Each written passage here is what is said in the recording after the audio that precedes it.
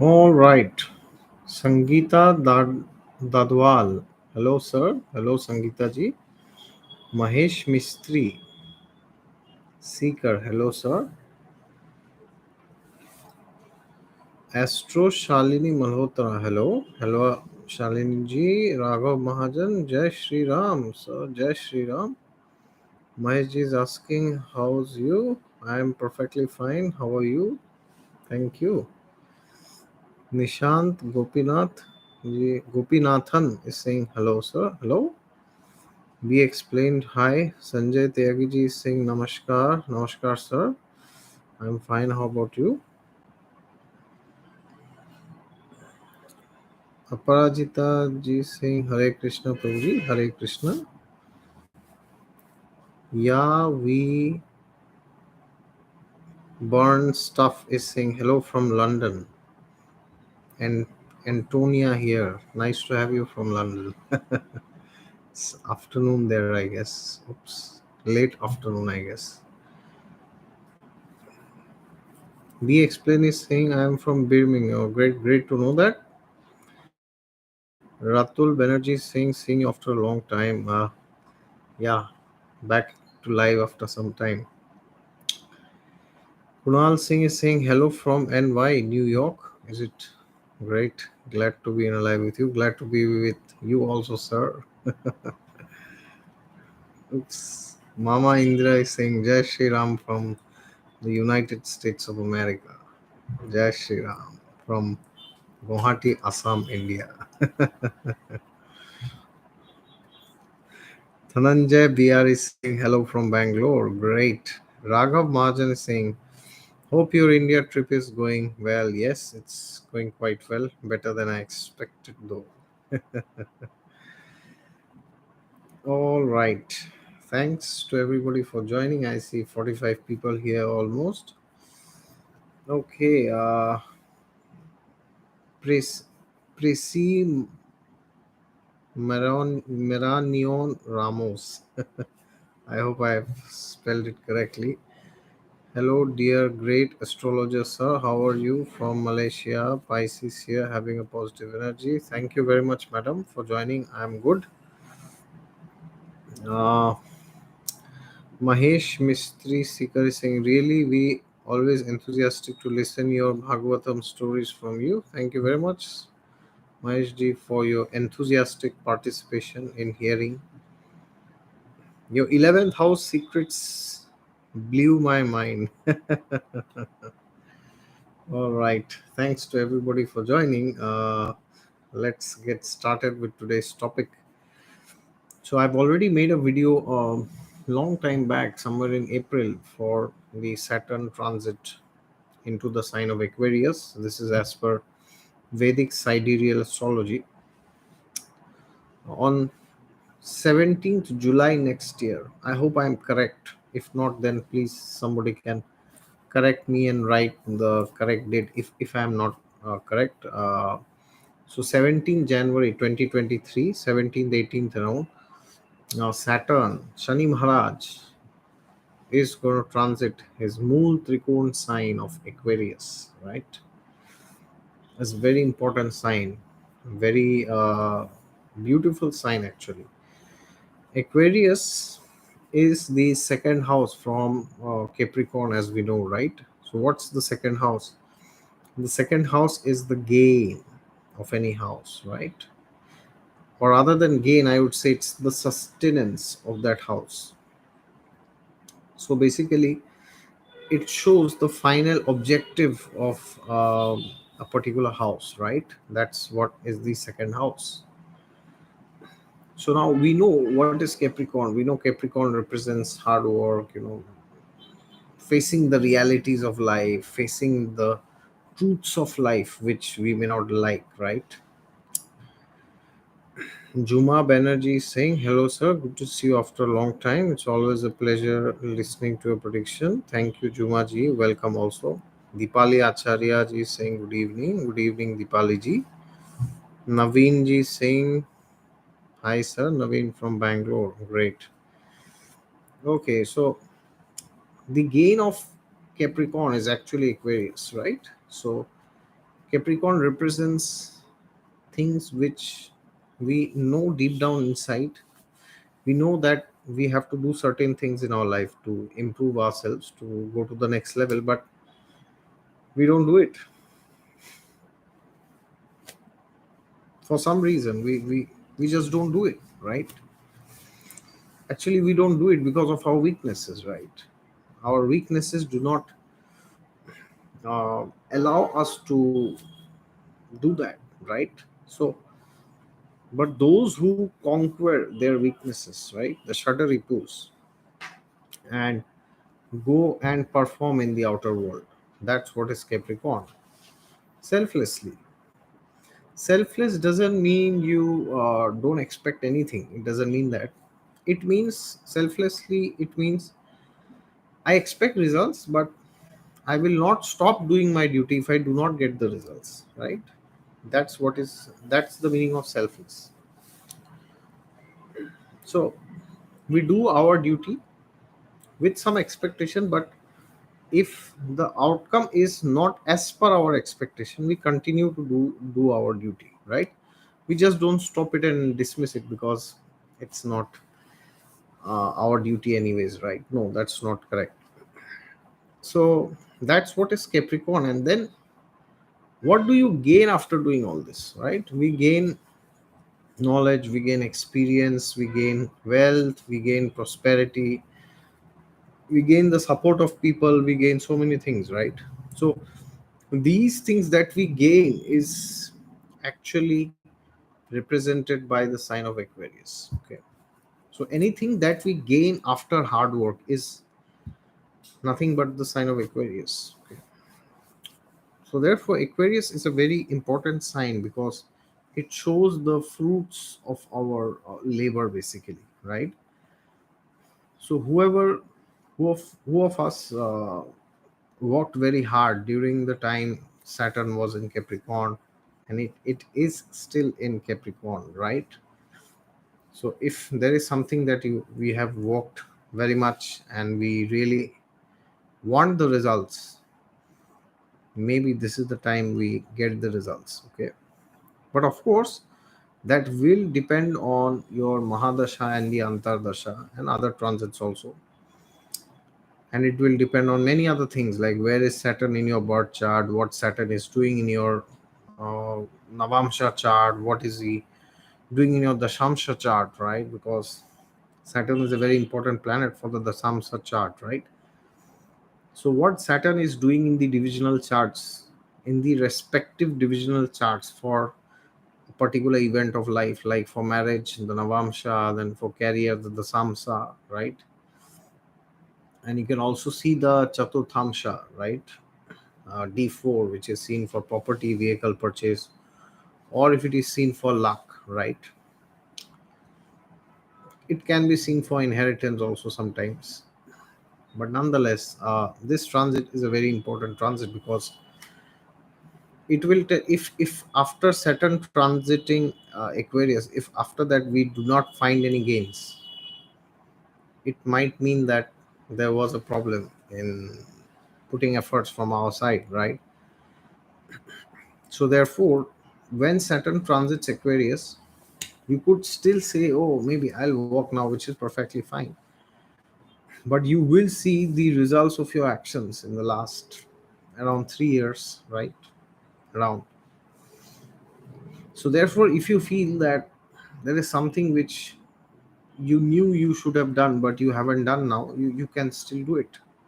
I don't mean to say that just do it by 17th of January. I don't mean to say that, but what I mean to say is do it in general, right? I mean, I get people who tell me that, oh yeah, what will I do? My this house dasha is active, that house planet is active, this is there, that is there, this transit is there, that dasha is there. What can I do anyways in life, right? Well, that's not how we use astrology. Astrology is used Astrology should be used to make the best use of a bad bargain, right? Especially when it comes to Saturn, planets like Saturn, right? Best use of a bad bargain.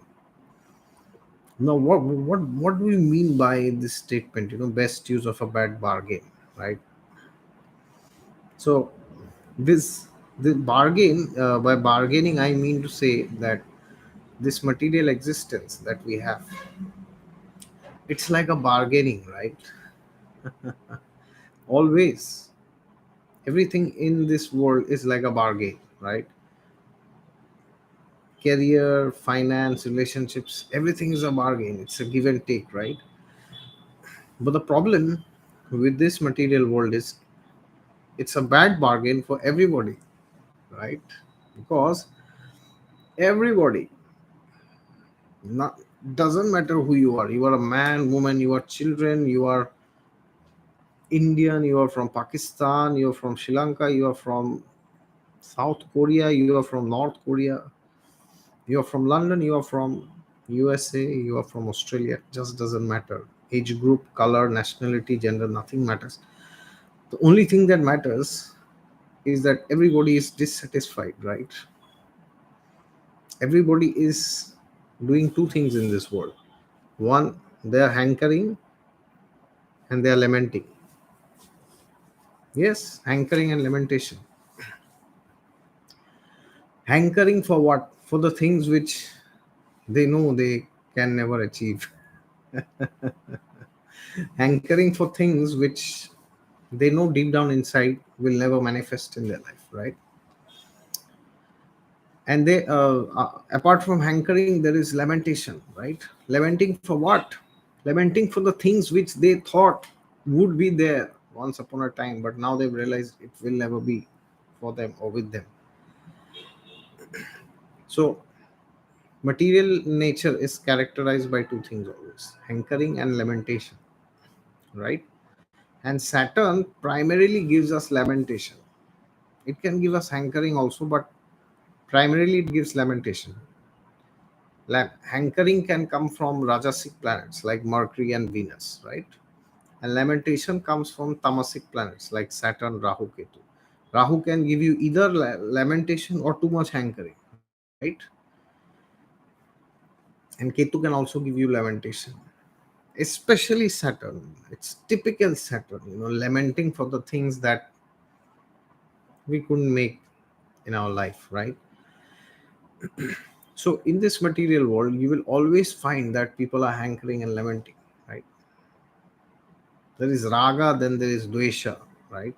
Always. Okay. So that is that's like a bad bargain, because even if you see two people, if they become rich or they are having good marriage, or they're having good health, but somehow they're miserable always. You will see people. You even if you find that somebody is very happy, it is only temporary, right? You will never find a person who is always happy. That that is not possible in the material world, because the material realm is a place of misery. So if somebody says, oh, I always want to be happy in the material world, it's like saying that a fish will not get wet. That's contradictory, right? Because a fish will always stay in water naturally and it will be wet always, right? So that's what is the material world. So the material world is a place where we have to purify ourselves. That is the only attitude with which we should indulge in materialistic enjoyment, to the extent that is permitted in the scriptures, right? And the material world, if we want to transcend this material world, We want to do things that give us eternal happiness, not just temporary happiness, not just some temporary pleasure. Then we have to take to a spiritual path. Once we do that, then what happens is we make the best use of a bad bargain. This material body is a very bad bargain, right? There are so many diseases. There are so many oppositions. There are so many miseries of the mind, right? There are different type of kleshas, right? Conflicts, adhyatmic, adi bhautik, adi devik. Misery is caused by other living beings. Misery is caused by the nature. Misery is caused by one's own body and mind and senses, right? So three types of miseries are always there in this material existence. And the material existence torments us through these miseries, right? But the solution is also there in the scriptures. The Bhagavad Gita explains this, right? The Bhagavad Gita clearly says that material world was, is, and will always be a place of misery. Krishna says in the Bhagavad Gita, material world is dukhalayam, ashashvatam, right? Shashvat means that which is permanent. Ashashvata means that which is not permanent. That means that which is temporary, right? So dukhalayam, it is full of misery and temporary. And that's the thing about the material world. Even if you are not miserable, you will be miserable eventually because it's again temporary, right? And there are limitations. The body has limitations, right?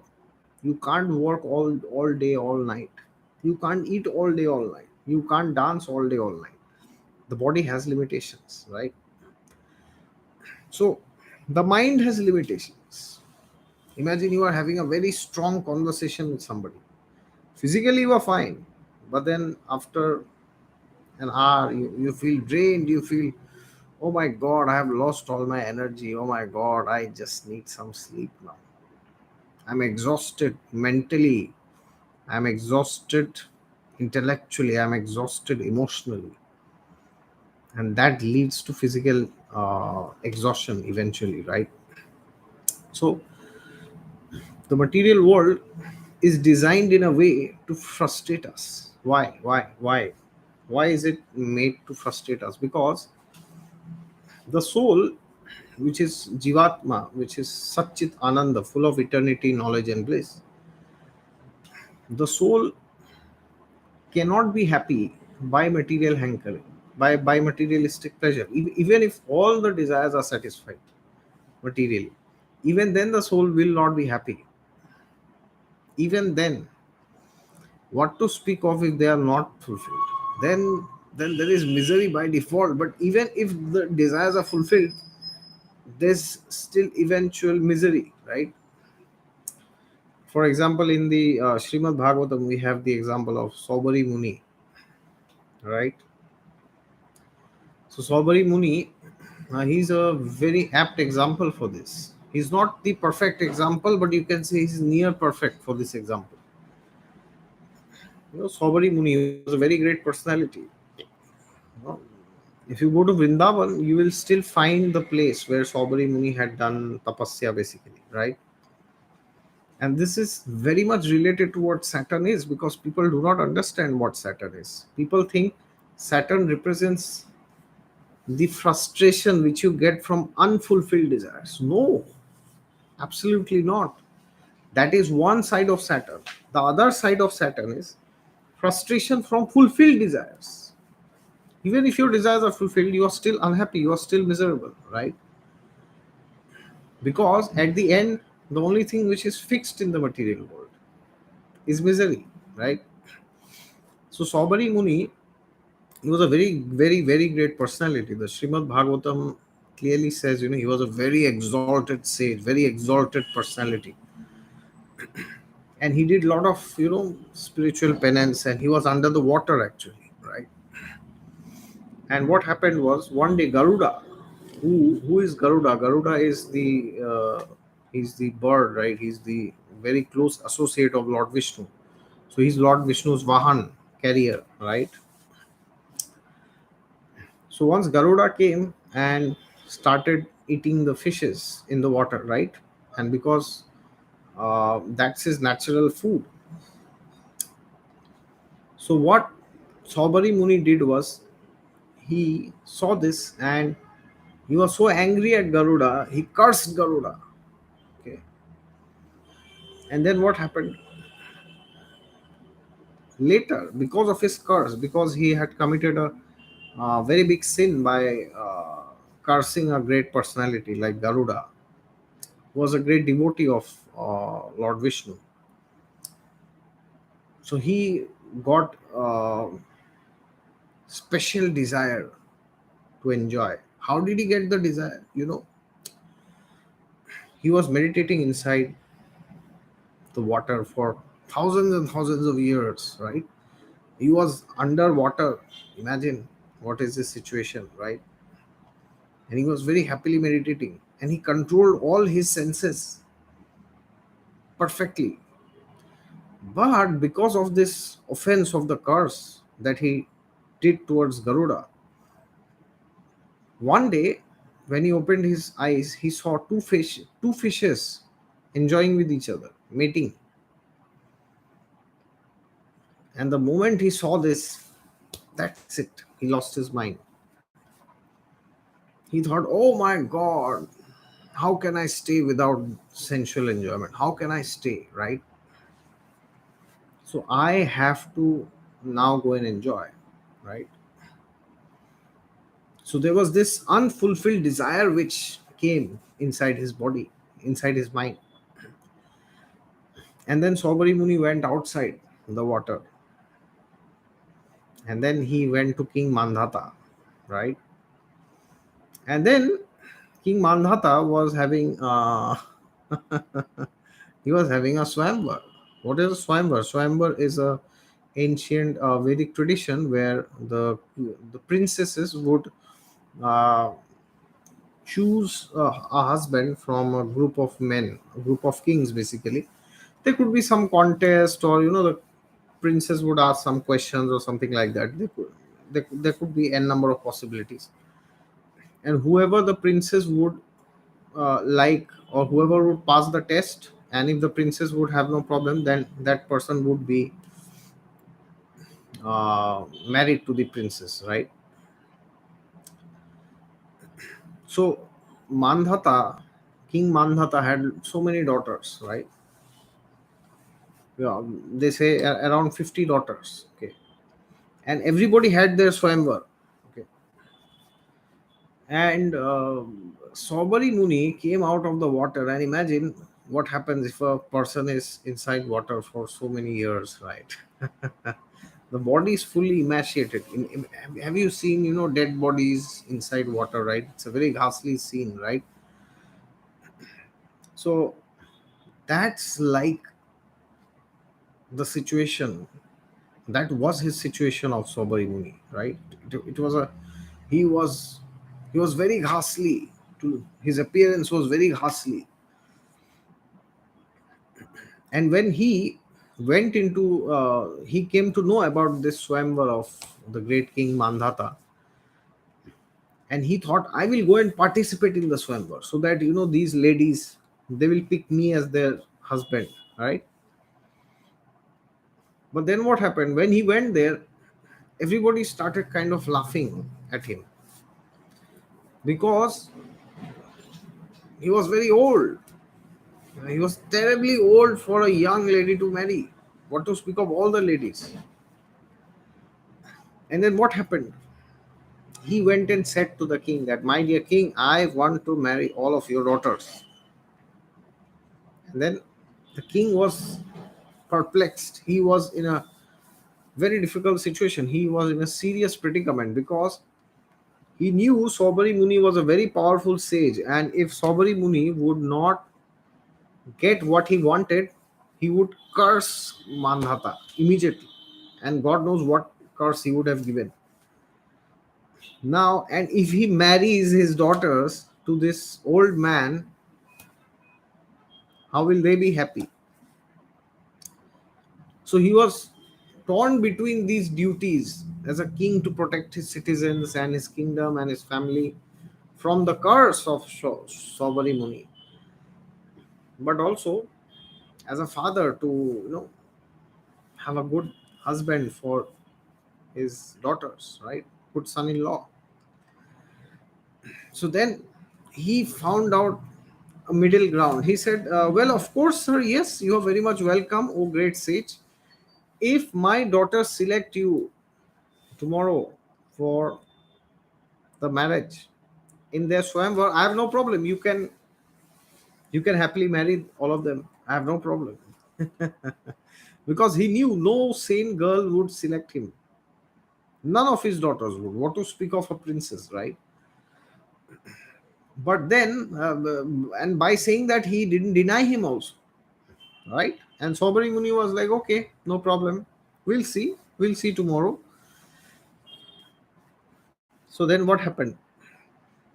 As the day passed, the night passed, and Sobari Muni is waiting and waiting for tomorrow, for this beautiful event where all these princesses would come and they would choose their husbands, right? And then what happened? Suddenly, an idea dawned in his mind. Oh, he looked at his face in the mirror and he saw he was the most ghastly looking person he had ever seen himself, right? So he was thinking, if I'm looking so ghastly, so ugly, how in the universe will these beautiful princesses, why will they accept me as their husband? Why? What to speak of them? Any normal girl would also not choose me, right? So then what do I do? Then he used his divine powers. He used his yoga sadhana, his yoga siddhi, his powers, siddhis, ashta siddhis, and he transformed himself to the most beautiful, handsome, charming prince. The most beautiful, the most attractive person out there in the group of these kings who came to participate in the Swamvar, hoping that one day they will marry one of the princes. And he was right there during the Swamvar. All these princesses, they had right.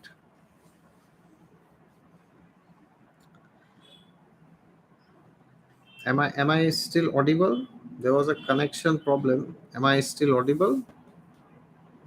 If somebody can write yes, am I still audible? Yes. Okay. Thank you. So now this most awaited Swamvar has started. All these ladies are waiting, and all the men, they are also very much enthusiastic, right? And then enters the great Saubari Muni. He's not a sage anymore. He has transformed to this most handsome, attractive, flamboyant, smart, intelligent, and energetic, youthful prince. He's like the dream man of every girl. Dream man, it's like the pinnacle of their dreams, right? And then Sobari Muni walks in the assembly in the Swamvar, and oh my god, oh my god, oh my god, boy, he looked, all the actors, actresses of this world, who are there now and who were there before, you combine them and it's like million times more. He was more handsome and charming and attractive, right? Than any human being or anybody that you have ever seen, right? Even more than the celestials. And then the moment he entered the assembly, all the ladies, all the princesses, when they saw this man, oh my god, what a man he was. He was the last, he was the end of perfection, the pinnacle of a man's beauty appearance. And the moment he entered the assembly, all these ladies, they when they saw him, they just lost their mind. They went completely crazy after him. They were like, my God, we have not seen a man who is more charming, more attractive than this man. Oh my God, we just can't wait. We are so desperate to go and marry him. This is the man of our dreams. This is our husband. This is our lover, right? Not our, this is my lover. Every girl was thinking. And all of them, all the 50 ladies, daughters of Mandhata, went and garlanded this Sobari Muni, right?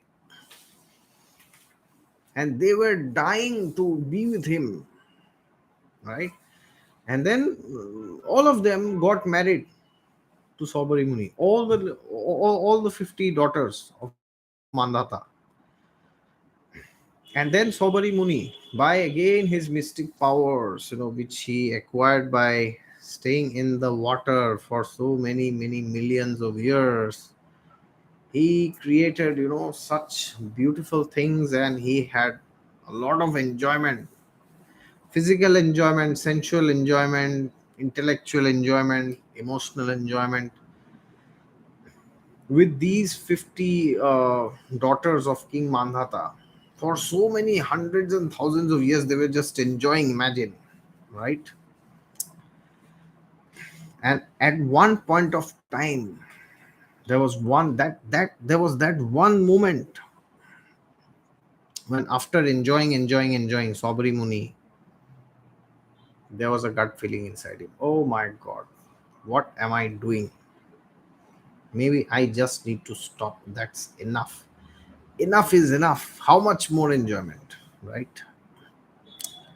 And when this feeling dawned upon him, he he stopped, and then he took to spiritual life. He gave up sensual enjoyment, and then he perfected his life spiritually. And also, along with him, his 50 wives, they also perfected their lives, right? So this is the story of Sobari Muni, that even after reaching the pinnacle of youth and beauty and masculinity, manhood, even after having pinnacle of sensual enjoyment, he actually was frustrated. He was terribly frustrated. Why? Because that's what is the nature of the material world, materialistic things, right? Now, materialistic things are very peculiar. If you do not have them to a certain extent, even then you will feel very miserable, right? And if you have them more than what you should, even then you are miserable. So therefore the Vedic scriptures give us a beautiful plan, right? So the Vedic scriptures say that you are allowed to do certain things, right? For example, you are allowed to earn money, right? But uh, not through wrong means, not through illegal means. You are allowed to marry, but one spouse only, not more than one, right? So by that, what happens is the materialistic desires are satisfied to some extent, and parallelly, the person is expected to keep doing spiritual practices, so that once he or she stops experiencing pleasure from the material things, they take to spirituality gradually. Not that suddenly one day you feel frustrated and you become spiritual automatically. No, it doesn't work like that. These are like two parallel roads which have to go. One road is your materialistic enjoyment, which is limited as per the scriptural injunctions, and then the other road is your spiritual journey, your association with the spiritual community members, with sadhus, with your god brothers, god sisters,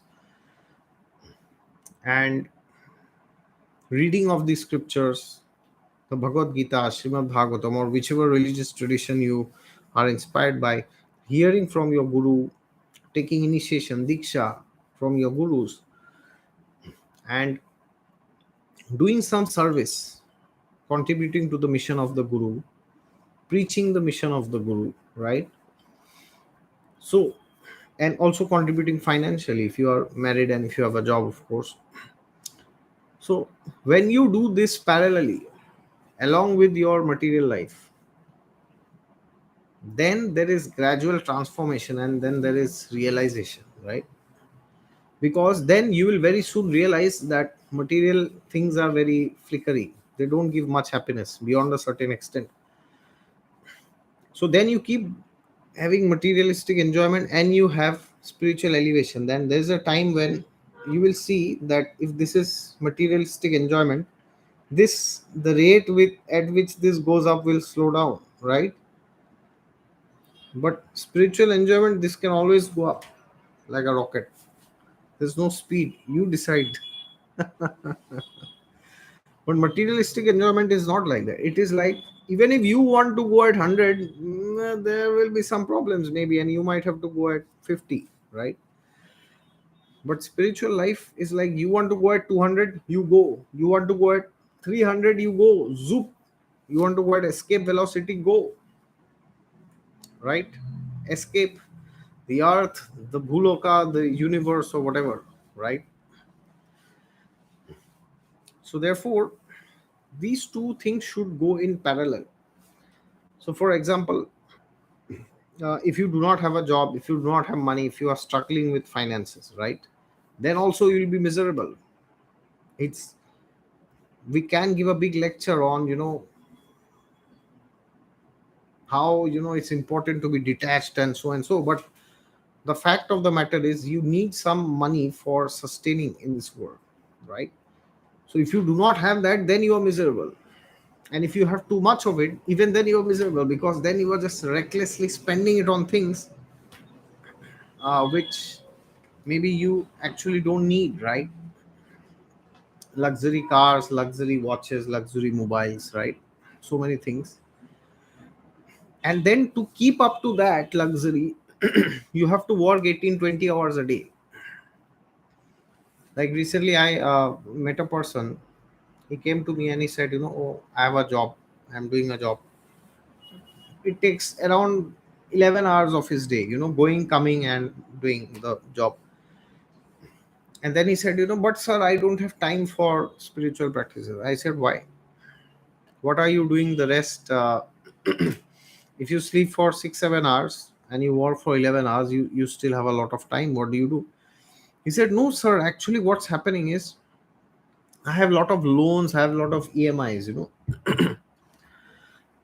So because of that, now my job is not enough. I will have to, I have to do some side hustle. Okay, I have to have another source of earning. So he has some side hustle through which he earns money, right? Side hustles are very popular. And now he's telling me that now his expenses have further gone up. So he needs another secondary job in the weekends. And because of that, he cannot join any spiritual community and do some spiritual practices in the weekends also. What to speak of daily activities in the morning, he can't even do in the weekends, right? Then I asked him that, why do you have so many loans? He said, oh, actually, I have purchased this fancy house, I have this fancy car, I have this fancy watch, I have fancy clothes, I have fancy gadgets, everything is fancy. We need to keep up to the standard, of course, right? So now this is one example of extreme, that the person is, investing every bit of his day just to earn money, to keep up to the standard, fake standard, right? Fake false images that we create in the society to get some validation from people, to get some uh, in Assamese they say, Vavahi. It's like, not in Assamese, in Hindi they say sometimes. So it's like to get the praise of people. Wah, wah, wah, kya baat hai? Bahut badhiya. Birat dunia. Badhiya. They say like this, right? So some people will come and pat on your back. Oh, you have a Mercedes. Great. Congratulations. Very good. Excellent. Be the way you are. You know. Next time, maybe you need a Rolls Royce, right? Then maybe a whatever Bugatti or whatever, right? Lamborghini. So that's like an endless experience, right? And on the same, on the other hand, as I said, if you don't have money to eat, to buy food and eat, then even then you're miserable. So the Vedic scriptures say that yes, you earn money, nothing wrong in earning, but only to that extent to which you need to keep your bodily existence well, your material life well settled, and after that you focus on spirituality and do spiritual practices, right? So then what happens? Your life is balanced, and then you can not just grow financially only or emotionally, you can also grow physically, I mean spiritually, not only physically, you grow spiritually at a spiritual level, and that is where real maturity comes in. And same is with your emotions, right? I see so many people telling me, they feel emotionally down, depressed, messed up, crazy. So Vedic scriptures advise us that after a certain point, after the age of 25, uh, we should get married, because then we get a life partner and we can share our life, we can do things together, um, we can make up for each other's strengths and weaknesses, right? And then also have children, of course. But if we don't do that and we are just enjoying without taking any responsibility of the opposite sex, then that is very dangerous. Okay, so you have to understand that Saturn is that end where the end is fixed. It's misery. The misery is fixed. There is no doubt that you will be miserable. That is the only certainty in this world. That is unhappiness. So therefore, do whatever it takes to keep yourself materially well settled, but focus on spiritual life. And gradually, as you age, you should try to withdraw from your materialistic engagements, right? Maybe by the time you're 40s or 50s, at least by the time you're 50s, right? Gradually withdraw your responsibilities of your career, profession, right? And then focus on doing more spiritual activities, more spiritual practices. Visit more spiritually potent places. Visit the dhams like Ayodhya, Vrindavan, Mathura, then Banaras. Then you can go to South India. There's Kanchipuram, there's Ahobilam, there is Srirangam, there is Srirangapatnam. So many places you can visit, right? You can visit Jagannath Puri. You can visit the Kamakhya temple in Guwahati. You can visit Sridham Mayapur in West Bengal, right? You can visit Pandharpur in in Maharashtra, right? You can visit Udupi in Karnataka. So many places, right?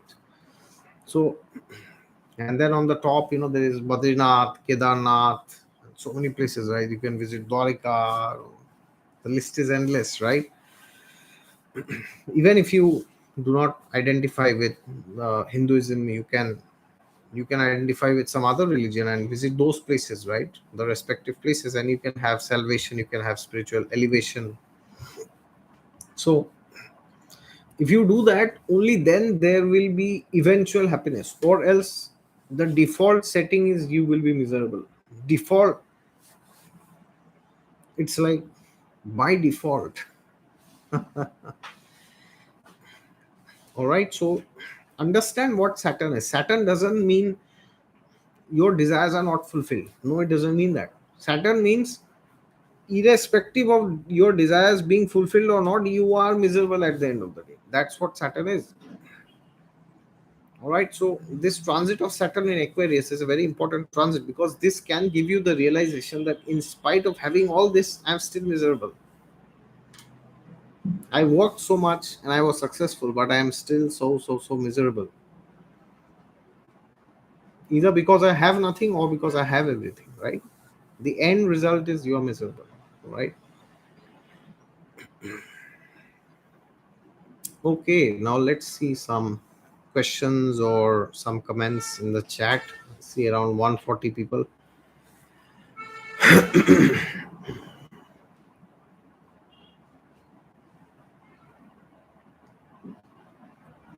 Samara K is saying Libra Moon Cancer. Please say something about me. I am from BD. Well, I will have to look at your chart. Without that, I can't say much. I'm very sorry. Samara KG.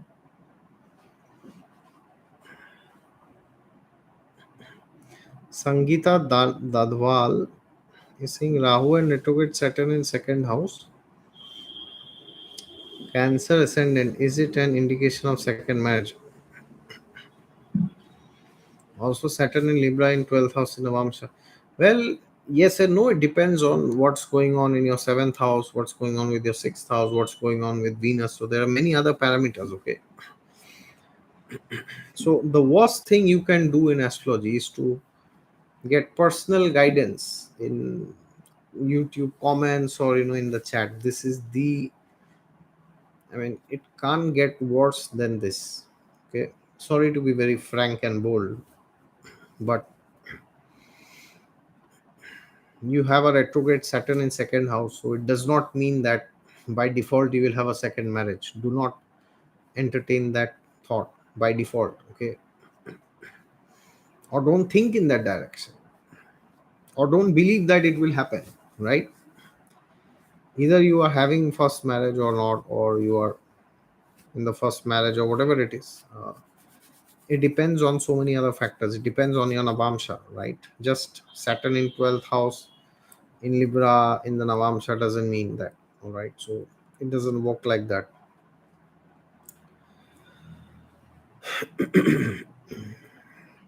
Magha's whole astrology is saying Saturn in Aqua natally here. My Mercury is also in Aquarius. Very good. Very good for learning and research. Excellent.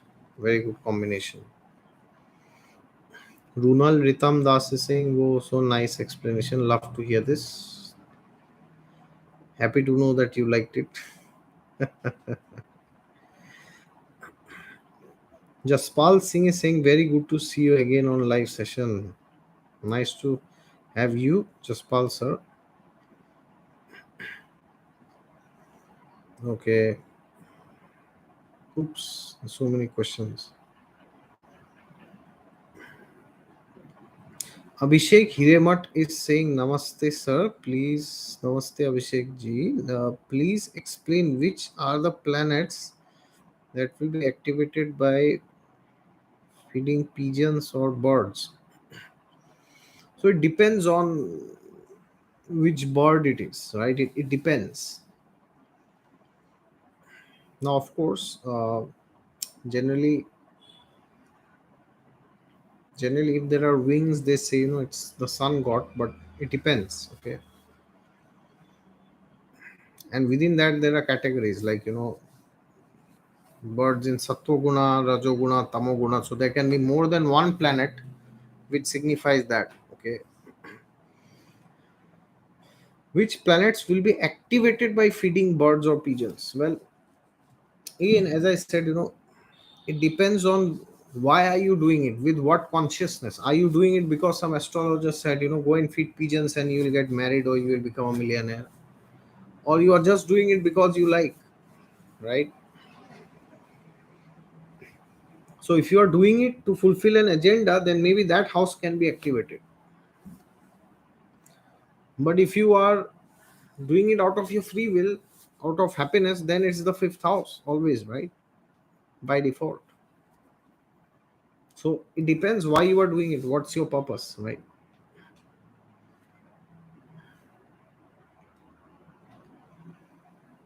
Jaspal Singh is saying our Lord Vasudev is the controller of Brihaspati planet. So one can deduce from this statement that all our respective spiritual gurus guidance get a guidance from our Lord Vishnu. Very true, very correct.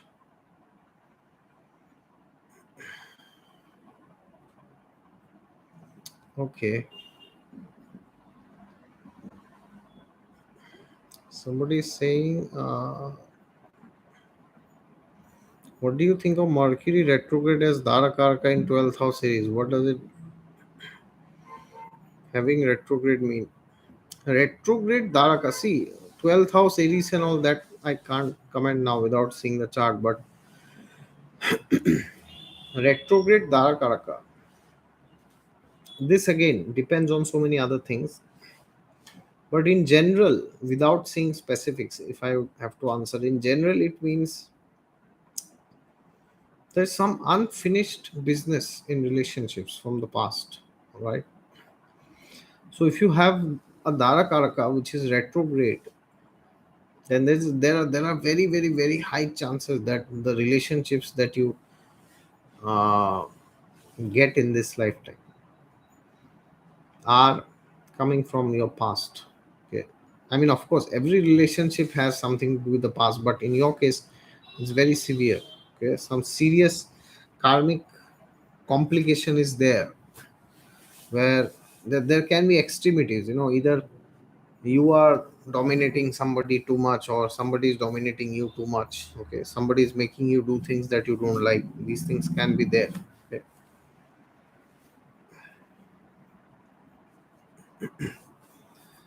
Sirshin Mudaliar is saying hello. How does Saturn behave in his Mool Trikona house?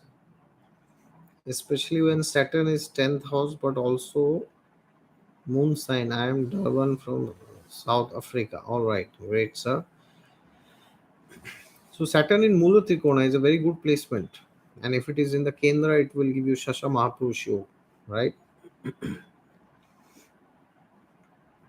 So Mula Trikona is a good place. What does it mean? Good. Good means it will empower you to make the right choices, which may be difficult sometimes, but it will end up giving you profits in the long run.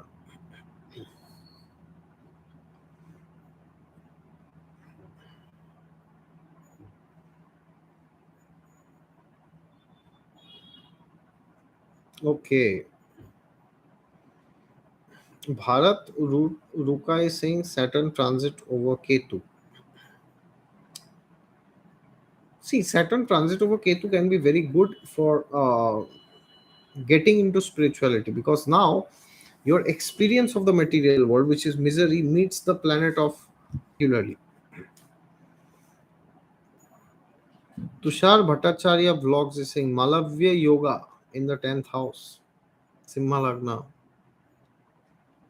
Will I become famous on YouTube? Now, Tushar ji, please tell me one thing. Very good that you have this, and my best wishes to you for becoming famous on YouTube or any other platform or offline. But please tell me one thing, Tushar ji. You know what is Malavya Yoga. You know what is Simha Lagna. You also know what is astrology, right? So I expect that you are aware of the fact that a Lagna stays for 2 hours, right? Near average. So do you think that anybody and everybody, because see, Malavya Yoga is getting formed, right? So Malavya Yoga will be only when a particular planet is either in own sign or Mool Trikon or exaltation in the Kendra. So there are four Kendras. So any Mahapurush Yoga, not Malavya, it can be any Hansa, Ruchak, or whatever. So if the planet is in own sign for 4 times in a day for 4 ascendants, the person, I mean, the planet will come to Kendra, right? 4 times in a day for 4 ascendants, right? So those 4 ascendants, that means 2 hours, 2 hours, 2 hours, 2 hours, 8 hours, right? So one third of the human beings born on that day, they will also have Malavya Yoga. So now, does it mean that all the one third, sorry, 8 by 24, one third. So all the one third people who are born in Malavya Yoga will be successful in YouTube. Now they may be, but to what extent, right? That's the question. So if the 10th house and the 11th house are linked, in your case, it is linked.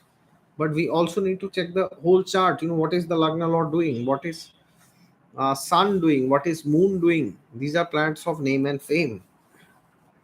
What's the fifth house, what's the 11th house, what's the second house, what's the sixth house, right? Only then we can say that will this Malavya Yoga give you name fame. And then if the third house is linked, then it is YouTube. It can be. Okay. Runal Das is saying, I always liked you and your video. Thank you very much. Runal. All right. I see Karyumi Viana is, you have made a contribution. Thank you very much, Viana ji, for your contribution. I have Saturn second house in Aquarius. How will this be to me? So you can please go to my video on Saturn transit. I have made it for every ascendant. You can please see that. Okay, I think that will help you. So somebody is saying, Pranav, when beginning to read a chart, what tips do you recommend for relationship analysis? So analyzing relationships can be very tricky these days because people are into multiple relationships these days. It's not as simple as it was in the past. Oh, when is the seventh house getting activated? Oh, my son, my daughter is getting married. 25, good time, right? Nowadays, there are a lot of things which are involved, right? I've seen in my experience, and I've talked to many other astrologers regarding this topic. It's a very complex topic these days. So, primarily, I can say if the fifth house is involved, then we know that the relationship is genuine. Maybe temporary or it may be for a lifetime, but it is genuine. If the fifth house is involved, love is involved, right? Love from the heart, not from the body. But if the eighth house and the 12th house are also involved, it's more of love in a physical platform. There is sensual indulgence, but less of an emotional connect, right? And if the second house is involved, which is the house of family, then that can lead to a live-in relationship. And if the ninth house is somehow involved, then I've seen people, due to their principles or moral or religious reasons or tradition, they don't indulge physically until they get married. And if the seventh house is involved, then the relationship can convert to marriage, right? If Mercury and Venus are involved, then this can mean that you are very quick in getting into a relationship and also getting out of a relationship, right? There is no stability. Or it can mean you are you are not you are not very clear about what you want in your spouse, right? Because Mercury can make you very fickle minded. If Saturn and Venus are linked, or Saturn is linked with the fifth house, then it can mean there are, by default, there are delays, disappointments, setbacks, like at least one or two breakups can happen. But again, this is a very generic statement I'm making. Don't please take this with a grain of salt. So primarily, you need to see the overall chart and the dasha. So when you do this together, then you realize what's going on. Okay, but it's a very complex topic. And if Saturn, Rahu, and especially if Rahu, Ketu are involved, this can lead to relationships across borders, across different religions. If the 12th house is involved, it can be a foreigner, right? So essentially, you have to see what does the horoscope say and which houses are the planets in Dasha's activity. That will give you the answer. Okay, I know it's easier said than done, but that's how it is. It's very complex. And then there is Uranus, Neptune also involved. If Neptune is involved, then there is like too much obsession about somebody, right? Too much. It's like you're not able to forget the person somehow. I've seen this with Neptune always. And Uranus is like, very sudden, something happens and there's a breakup or a divorce, or some secret comes up or some affair happens or something like that. So that's how it is, right? Not an easy task, quite daunting sometimes, but we got to do it. That's our job, right? All right. Ayushi Nair is saying many videos online say make seventh houses Lagna of spouse to assess how they are going to be. What do you think of this and how to assess? Complete nonsense. In short, doesn't work like that. No house from your chart can be the Lagna of any other person. That is not a Lagna. Your fifth house is not the Lagna of your first child. Your ninth house is not the Lagna of your father. Absolutely not. Your fourth house is not the Lagna of your mother. Similarly, your seventh house is not the Lagna of your spouse, right? It shows the field of interaction, right? It can give you some hints about the nature of the person, but to literally say, okay, suppose I have Saturn in 12th house, right? From in my Lagna chart, Saturn is in the 12th house. So now if I rotate 7 houses, then Saturn goes to 6th house. So does it mean when Saturn Mahadasha is activated, my spouse will have a divorce? But if my spouse is having a divorce, I will also have the divorce, right? Unless we are already divorced, right? So do you think it will work that way, right? Absolutely not. That's brazen nonsense, which is there, unfortunately. But that's our job. We need to understand the knowledge of astrology well. Otherwise, we are going to make these blunders. I know people who give predictions about. So if a boy's chart is there, they will see the boy's fourth house because that is the 10th house from the seventh house, right?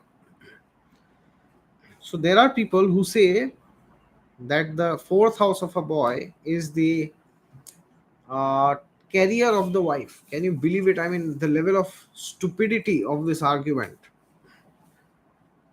I mean, the house that represents your mother, how in the universe does that show your wife's career? What does it have to do with your wife? What does it, and how is it possible? So suppose you have Rahu in the fourth house. You have a very weird relationship with your mother. So does it mean your wife will have a very strange career, ups and downs or something like that? Or a career filled with technology? Do you think Parashara would do or would write such things? I don't think so. At least I don't, right? Of course, there's nothing wrong in doing these permutation combinations. You can get some idea, but to literally say, okay, Jupiter is in my fourth house, so my wife will be a professor, doesn't work like that. Okay.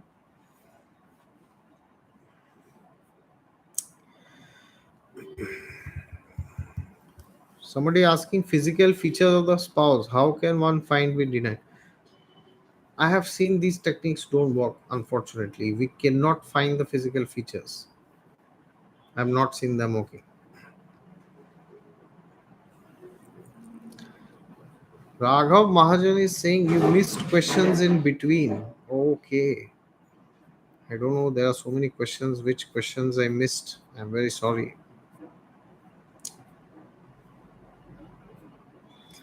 All right. One last question. Can you please make your video on Mrityu Bhang?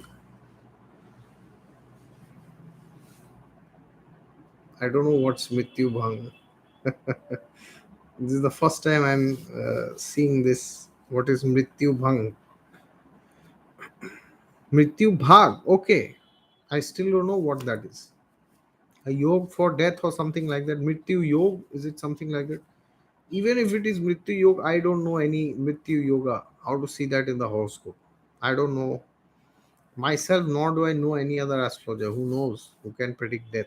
And it's best not to go there. But Raghav ji, I'm still inquisitive and enthusiastic to know what actually is Mrityu Bhag. So before we end up the session, before we wind up and go for sleep, Raghavji, if you could please write down what is Mrityu Bhag, I would be very grateful to you.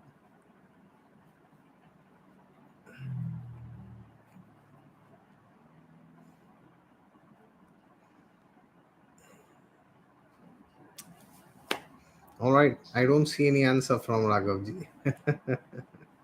No problem, maybe next time. All right, so thank you very much, ladies and gentlemen. It's a great experience always to chat with you and see your comments and understand what's going on and to get a feel of YouTube and astrology, right? Thank you very much once again. And in case you have not watched my previous video on Saturn transit, then you will find it in my homepage, right? Saturn transit in Aquarius 2022 for all 12 ascendants. So please go and watch that. All right. Thank you very much.